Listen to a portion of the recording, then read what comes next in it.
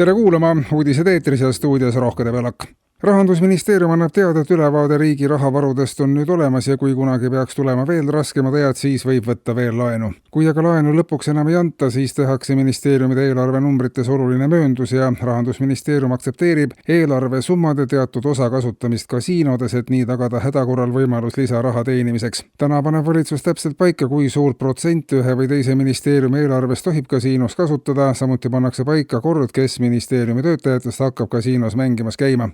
Tõenäoliselt saavad selleks olema eraldi palgatud professionaalsed mängijad, sest algaja õnnele pelgalt ei saa ministeeriumi raha kasvatamist usaldada.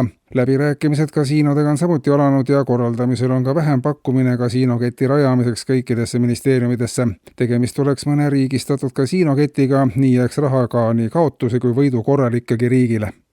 Ja veel rahast. Kommertspangad pakuvad tänasest alates uut teenust, milleks on kinnisvaramull. Elamispindade hinnad pealinnas ja suuremates keskustes on taas kasvamas ja noortele käivad hinnad tihti üle jõu. Turule tulnud uus laenutoode aga laenab kliendile kinnisvaramulli, mis kujutab endast ilmastikukindlast kilest täis puhutavat mulli. Kui raha on rohkem, saab suurema mulli, kui vähem, siis jõukohasema. Mullid on roosat värvi ja ruumi on seal lahedalt, valida saab 1, 2 või 3 toalise kinnisvaramulli vahel. Kui laenuvõtjal raha otsa saab, laseb pank kinnisvaramulli tühjaks ja uuel laenajal täis puhuda. Kinnisvaramulli saab pangalt laenata kuni poole odavamalt kui tavalist kinnisvara.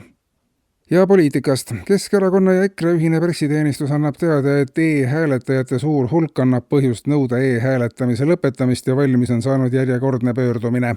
Nõudmiste taga on just hääled ise ja need põhjendused ei ole laest võetud. Paljud pöördumisel alla kirjutanud on viimastel aastatel kuulnud selgelt oma peas hääli, mis on kinnitanud, et e-hääled on võltsitud ja õiged on need hääled, mida nad praegu kuulevad.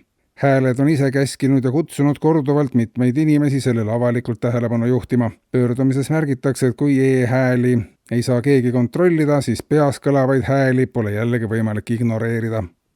Ja politseiteateid. Eile kell 13 päeval sai politseiteate, et Tallinna bussijaamas on üks meesterahvas endast välja läinud.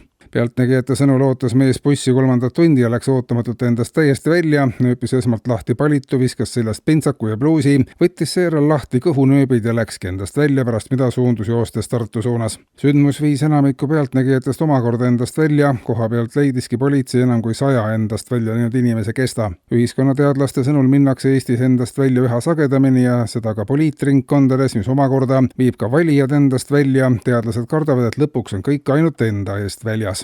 Ja nüüd ka põrutavate uudiste juurde. Eile kell 6 varahommikul põrutas Kaevatses elav 37-aastane Ennome jalgrattaga vastu kaalumaja seina ja sai kergemaid kriimustusi. 6 minutit hiljem põrutas Kurtses elav 32-aastane Toivo 2 raudsest kogupaugu raadioaparaadi pihta, millest parasjagu tuli jälle valimisreklaami ja veerand tunni eest viskas üle Pennus elaval Albertil, kes põrutas 3 nädalaks koos sõpradega Peipsile kalale. Eetris olid uudised.